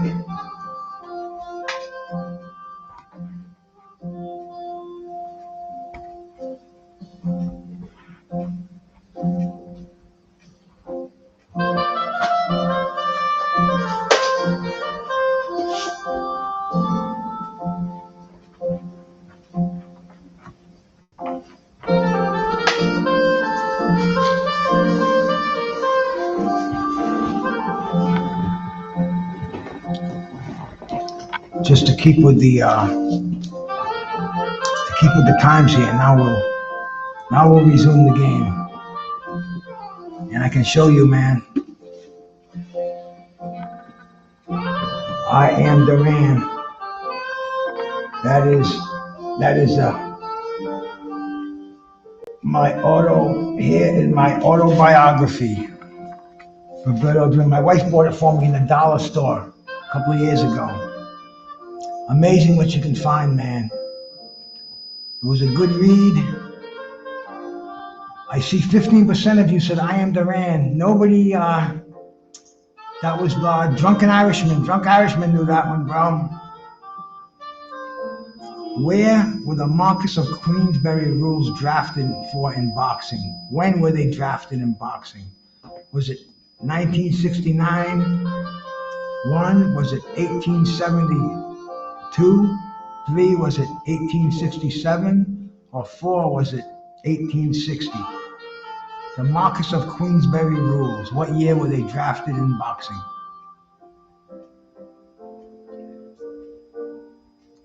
I see a lot of good choices out there, man. Must be the right answer because I wouldn't have known this one either. I had to look this one up. This is a Google one. Or maybe I even got this one from one of the questions that were in there when I was putting the thing together.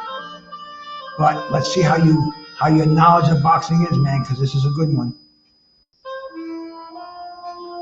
And it was 1860. Joe got this one right, followed by step motion. And you guys were the only ones that voted on this one. See, I'm going to have to, if I pause this again, will it come up again? Okay, man, let's see if I resume this game. Resume game. Okay, yeah, let's see what happens. All right, man. I want to get my game sync with the YouTube one because it wasn't. It's weird.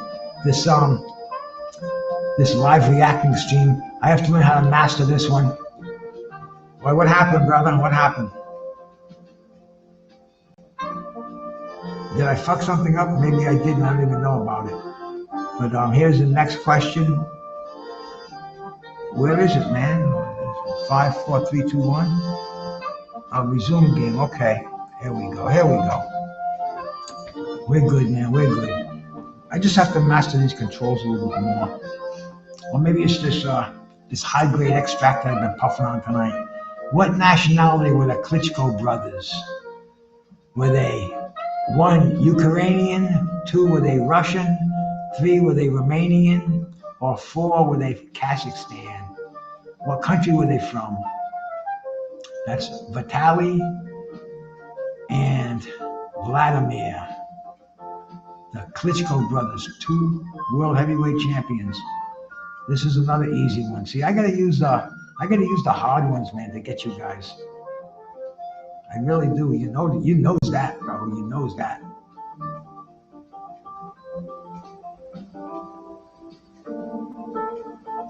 It's computing. Let's see if this thing works right now. Because I stopped it and started it.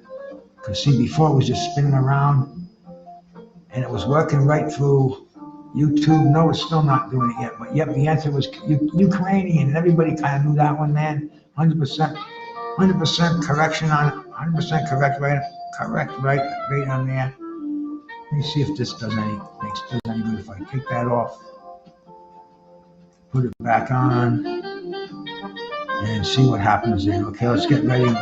For the next question. That was just a little. I'm gonna get rid of that in just a second, man.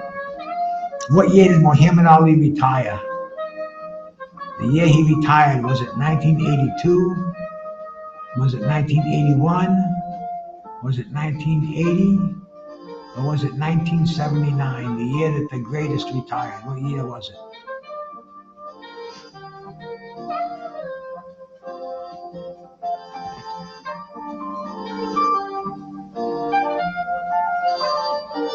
Computing your answers. And the winning answer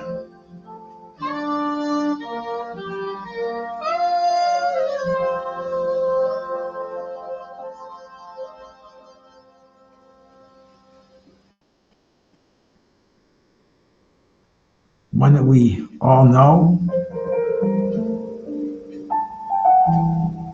1981. Joe got that one. Joe's the first one in there with the right answer. And that's when Muhammad Ali retired from boxing. He had his last fight in 1980, retired officially in 1981. So let's wait for the next question. What boxer fought both Joe and Marvis Frazier? Was it Steve Zowski? 2, was it Joe Bugner? 3, was it George Foreman? Or 4, was it Al Blue Lewis? This fighter fought father and son, Joe and Marvis Frazier.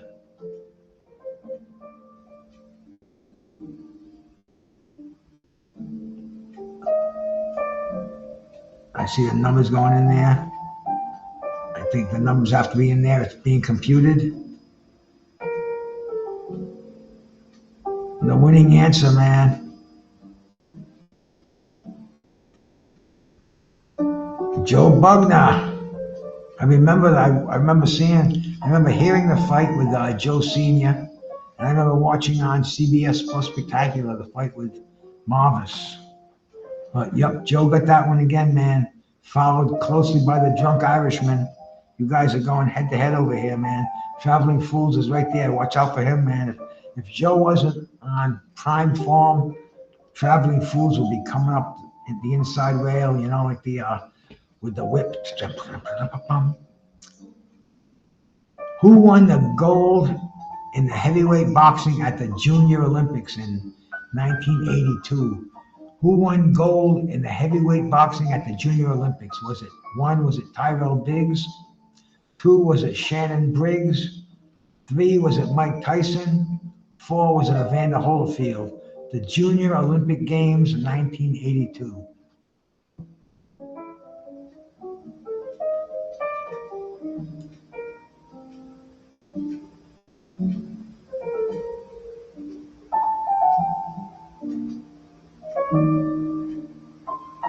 And this is, as we all know, man, this was the greatest young phenom on the scene that I ever seen. Busted the heavyweight division open like nothing, man. Mike Tyson and the Junior Olympics, Mike Tyson.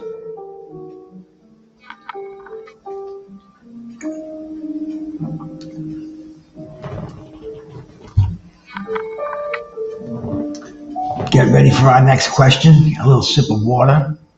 My lips are getting dry, probably from all the smoking and all the talking.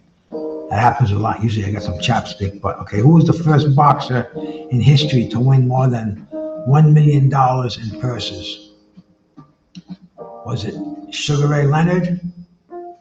2, was it Oscar De La Hoya? 3, was it Mike Tyson? Or 4, was it Floyd Mayweather Jr.? The first boxer in history to win $100 million in purses.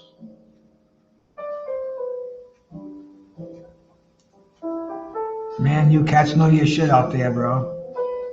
Them answers are pouring in. Well, you got some, and the first answer, man, the first one, man, Sugar Ray Leonard. Sugar Ray Leonard is the first boxer to win more than $100 million.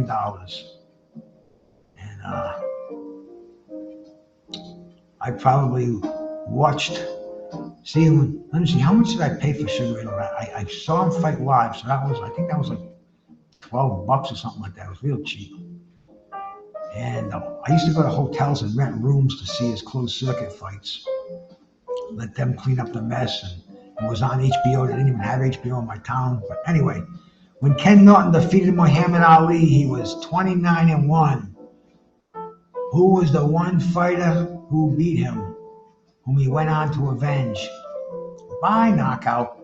Was it Jose Luis Garcia? Was it Jerry Quarry? Was it James J. Woody? Or was it Henry Clark? The first boxer to defeat Ken Norton? Who was it?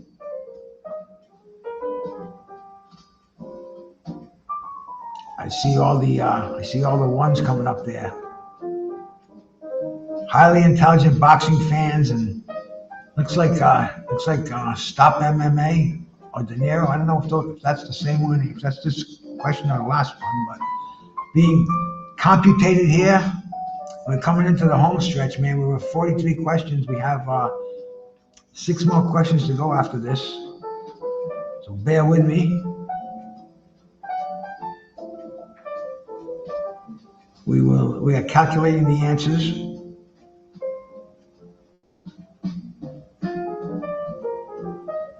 The winner, Jose Luis Garcia. Joe got that first, followed by Stop MMA. What was Sugar Ray Robinson's record before he lost to Jake LaMotta? Was he 50-0? 2, was he 45-0? 3, was he 42-0? Or 4, was he 40-0? When Sugar Ray Robinson lost his first fight to Jake LaMotta, what was his record?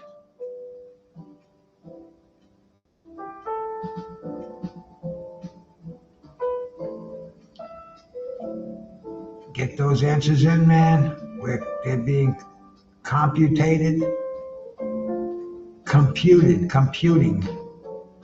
The wheel spinning around, tallying up your answers, searching high and low through all the extensive records of the internet to find the correct record here and verify it. And it was 40-0. The Drunk Irishman, man. Drunk Irishman knows his Sugar Ray Robinson. That's for sure, bro. Drunk Irishman, the first one in there, man. There was 100% of the participants right now got that. So how many we got in here, man? We got 11 people in here. We only got 2 participants. Come on, you guys. Or maybe it only shows 2. I don't know. These games are weird. What was Ray's second record when he was beaten the second time? Was it 99-1-1? Was it 129-1? Was it 129-1-2? Or was it 125-1? When he was beaten for the second time. It's amazing. Look at this record. Ray Robinson. First he went 40-0, got beat, avenged it. Then he went, what before his second defeat? Was it 99, 129, 125? Check those amazing records out. Which one was it, man? Did he have a couple of draws in there? Did he have a draw? He didn't have a defeat. All those victories, man. Unfucking believable, isn't it? But the winning one is 129, 1 loss and 2 draws. And it was to Randy Turpin, I believe it was his second loss, which I could have put in there as a question too to kept this thing going. But I must have been stoned at the time. Drunk Irishman got that one. De Niro in second place here, man. And Joe and Traveling Fools, you forgot those 2 draws in there. Who was Rocky Balboa fighting when Rocky opened in the opening scene? Who was he in the ring with? Was it a guy named Union Kane? 2, was it a guy named Spider Rico? 3, was it a guy named Mason Dixon? Or 4, was it the Hulk Hogan? Brother. Who was it, man? The opening scene of Rocky. Who was he in the ring with?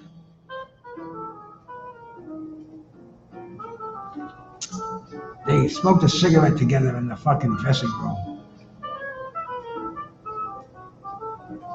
Well, I think they were stitching up Rocky's eye.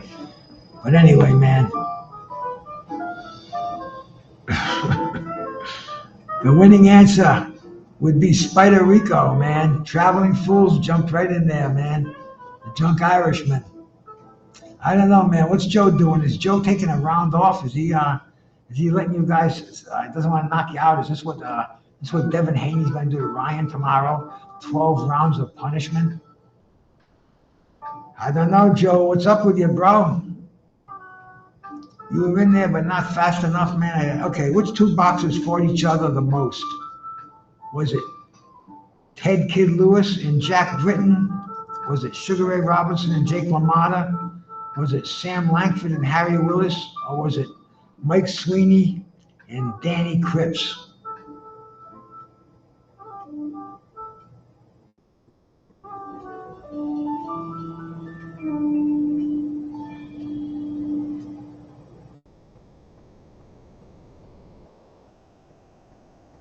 Come on, you guys. I don't see any right answers in here.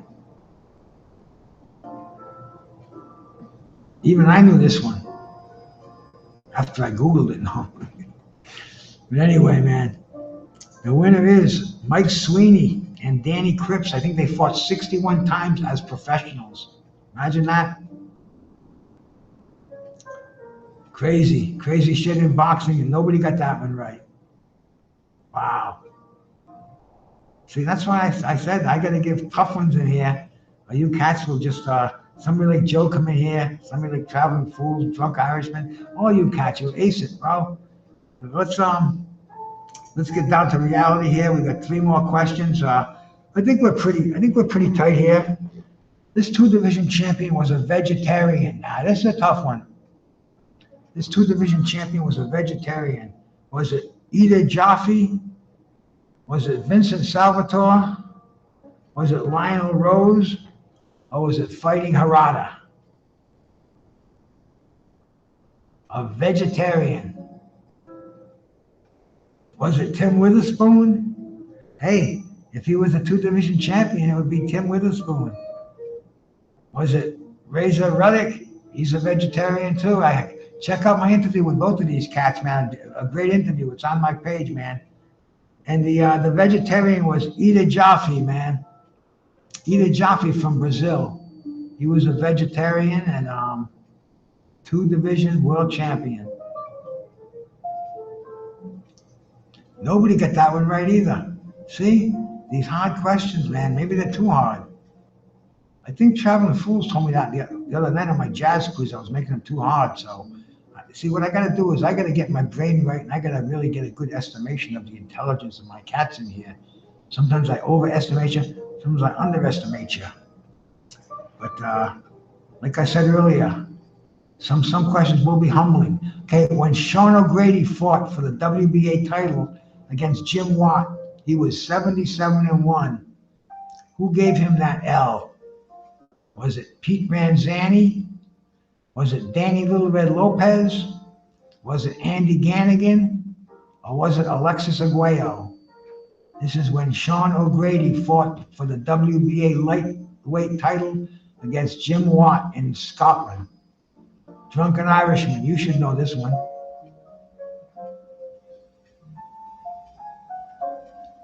I see a lot of guesses there, and I do see a right answer. De Niro, my bro, looks like you got it, my man. It was Danny Little Red Lopez. He stopped Sean O'Grady in Los Angeles back, I think it was in 1975.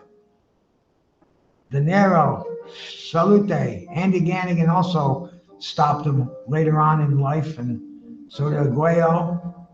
No, did he fight Arguello? I don't think he ever did fight Arguello. But I think he did fight Ranzani. But anyway, it was Danny Little Red Lopez. He stopped undefeated Sean O'Grady way back. And De Niro, you got that, bro. 1 point when nobody else got one, so that makes it, that's almost like getting 2 right. You know, it's not just getting the finger right. It's like getting the question in the finger.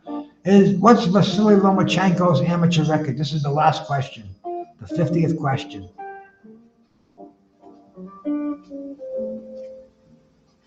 Is it 401? Is it 396-2? Is it 367-0? Or is it 362-2? Vasily Lomachenko's amateur record. Amazing, isn't it? That'd be, for modern boxing, it's unheard of. But that's the 396 wins and 1 loss as an amateur. The Drunk Irishman, big Vasily Lomachenko fan, got that one right. 100%. Smart, highly intelligent fans of boxing in here, man. And that was the last question out of 50. We're gonna have to go to the leaderboard here, man. We're gonna go to the leaderboard, and whoa, De Niro, my man. De Niro, you took the first place over here, brother. Let me pause that and get the leaderboard on here. Display the leaderboard.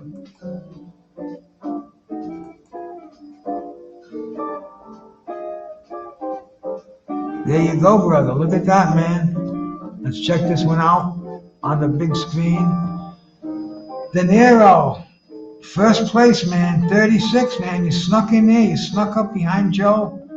Joe was in 34, correct? No ties tonight. We didn't have to go for any of those. Traveling Fools come in there close behind with 33. The Drunk Irishman at 32, but De Niro, highly impressive, dude, man. Highly impressive. Upset victory on Bruce Gass's Friday Night Boxing Trivia, bro. Check that out, man. Shout out to De Niro, man. De Niro, if you want to put your Cash App in the chat right now, I'll give you that $25. Or if you want to email it to me, whatever you want to do, man, that's the way to do it, man. My email is it's Bruce Goes. You can find it on my page. Yes, we definitely have a new champ. Nope, you won it, my bro. You can't fix this thing. This is the way it is, man. Shout out to you, brother. Hey, Nick, thank you, man. And like I said, man, put your I got my phone right here. I'll give that to you right now. That's the way it's supposed to go on these games, you know? That's the way we do it, man. Drunk Irishman, I'm sorry, I gotta go through all that bullshit with customs to get a bunch of magazines to freaking Ireland. It's ridiculous, man. I'm gonna go do it, but you know, I'm not the guy that just gets up and goes to the post office. I gotta fucking prepare for the fucking thing, pack a lunch and everything, man. Thanks, Traveling Fools, man. Hey, I owe it all to you, brother. If I didn't get this information from you, I'd never be able to do this. Never in a million years, man. And now it's all good. I'm even becoming a master of my own domain over here. Got the screen up and talking to you cats. A drug test, yes. Well, the thing is around here, Joe, if you come up positive, then you're good. You come up negative, and then we'll question the results. But we want all positive here. So, like I said, De Niro, man, drop off that throw that Cash App in here, and we'll drop you your 25, man. Brandon Lee, oh yeah. We've heard of him. I've heard of him, Adam. Let me send that to you right now before I burn myself here. And I don't even know if I can put graphics up in this. See, we're not in StreamYard. But hang on a second, brother.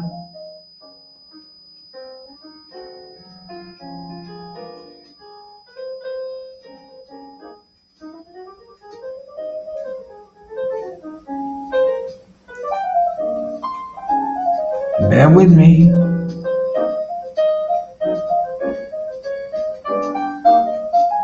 Wavy Kid, 908. Okay, Wavy Kid. You see the thing today with some guy some guy went to pay his buddy $50 and he put another O in there, paid him $500. It was fucking funny. But anyway, man, let me get your name in here. Get that off there. Who would be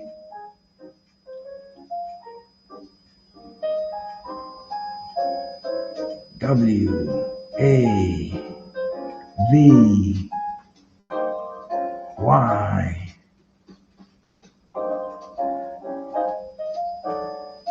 KID.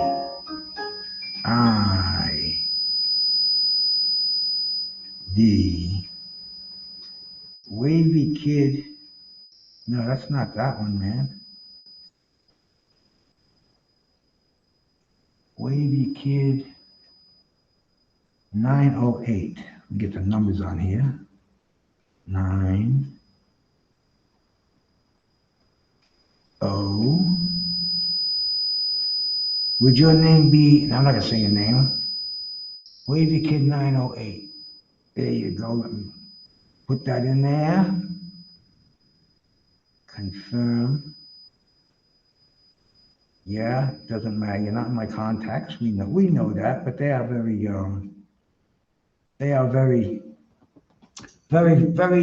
security minded, which we like. I think my music died. Bear with me while I get the tunes back on. Yes, we must continue watching. Let's get this.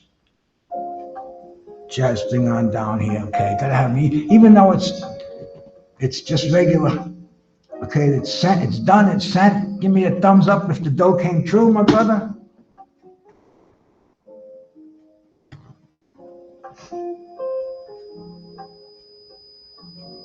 And I'll do a blast over here.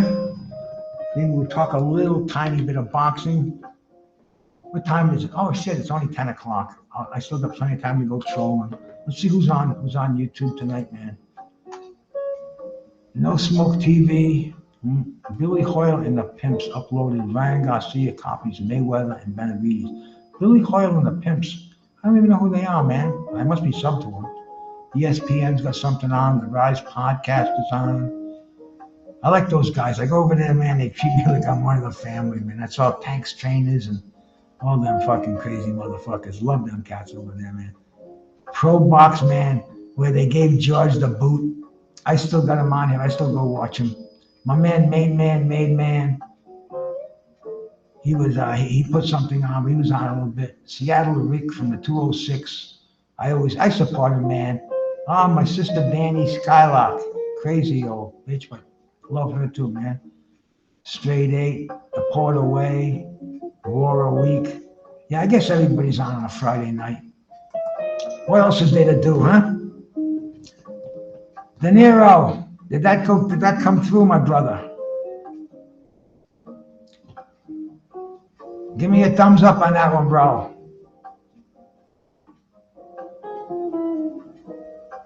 It came out of my bank account. Let me know you got it.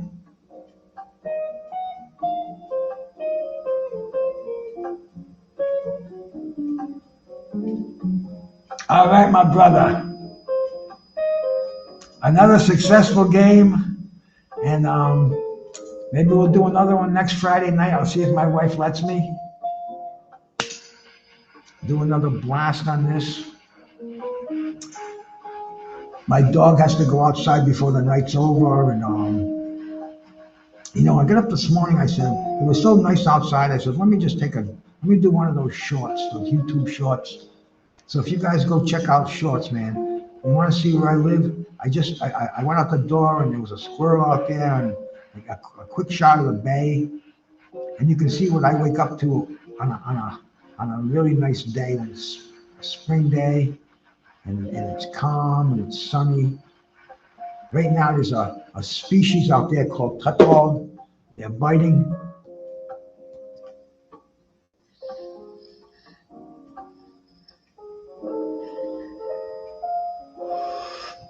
They're really tasty fish. They're a dark fish, and you bake them. You can put with dark fish, you can put a lot of spices in there. They can take the onions, the peppers, because the Portuguese people used to cook these fish. Really, really good, man. They were and they only run a certain time of the year. When the dandelions are out, the tautog are running, and right now they're there. And usually, back in the day when I first moved here, 45 years ago, there'd be fucking people all over the beach fishing for these things. People in front of my house sitting on my ramp hiding. Well, sometimes I played my music a little loud when I didn't want them there, when they were playing their radios and stuff like that. Back in the day before earbuds, before we had these things in our heads, they had the little boom boxes they bring. And I'd get up and they'd be fucking people in front of my house partying with the boom boxes and the fishing poles. And man, I had this huge system, man. I had the 15-inch JBLs with the piezo tweeters and the Electro Voice mid-ranges, and they shake the house. I put some Hendrix on there, or some fucking John McLaughlin, or some Dead, or just something that it's like, don't sit on my property. I don't care if you sit here, but don't play the music and disturb me. I play the music. I'm the DJ of my castle here. Did Carlos put something there? That might be my pad out there. That might be my house. I don't know. I don't know if I can. Can I click there? Open a new link. No, that's Sonny Listen. That's something else, man. Don't be.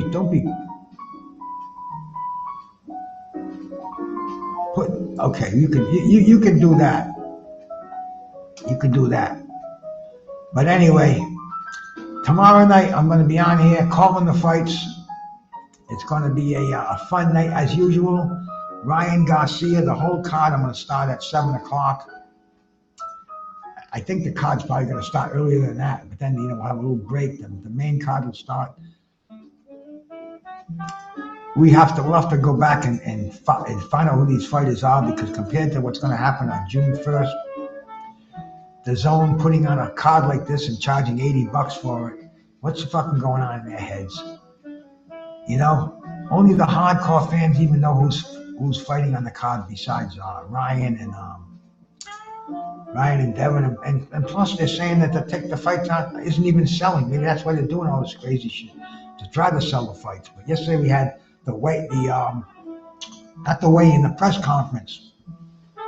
Ryan was looking crazy. Devin is looking like H-Rap Brown. He's got the shades on, the black jacket, the long trench coat. I mean, it was nuts, man. You know what he said to him, man? And I think I even wrote it down. What did he say to him? No, I didn't write it down. I didn't write it here anyway.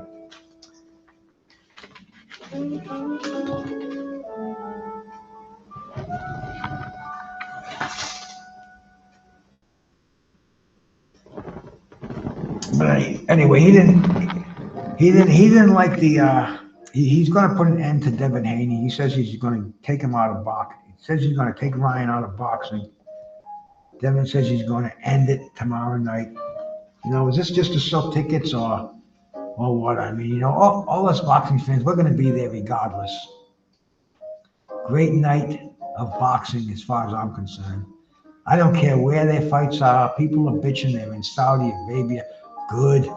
Have them in Timbuktu. I could care less. I'm fortunate enough to be able to watch these fights on the big screen, talk to you cats while I'm doing it.